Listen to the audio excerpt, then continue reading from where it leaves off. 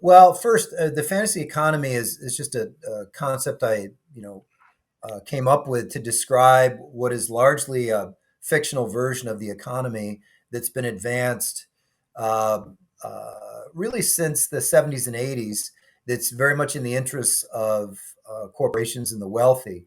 And in this mythical version, um, there are all these high wage, high skilled jobs. There's always a shortage of skilled workers. The education system's always failing, and these things are just treated as articles of faith. These claims, um, and when you look at the actual data, right, on the economy, and this is still, of course, true up to the present day, significant majority of jobs don't require any education beyond high school, and that's the reality. That's the real economy. That's the one we live in.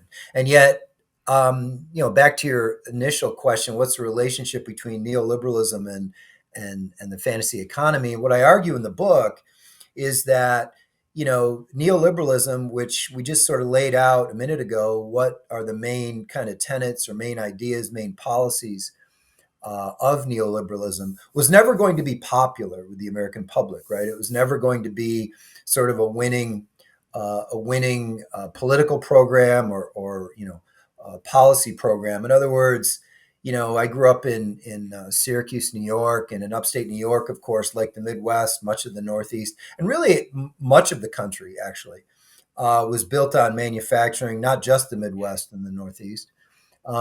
But you're not going to go to my hometown of Syracuse in the 1980s and say, we're going to ship all your jobs overseas, we're going to crush unions, we're going to lower taxes on corporations, we're going to do everything we can for the wealthiest, and we're not going to raise the minimum wage for decades. Please vote for us. And that's not going to happen, right?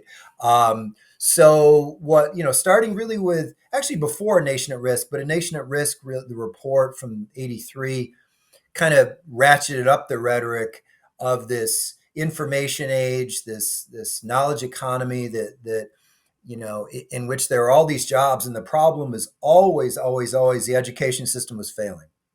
Can Right. I just interject real quick, just for the audience? Nation at Risk was a 1983 report by the Reagan administration that basically argued the education system was failing the country, and conservatives kind of used that as a Yeah. pretext for dismantling education, public education.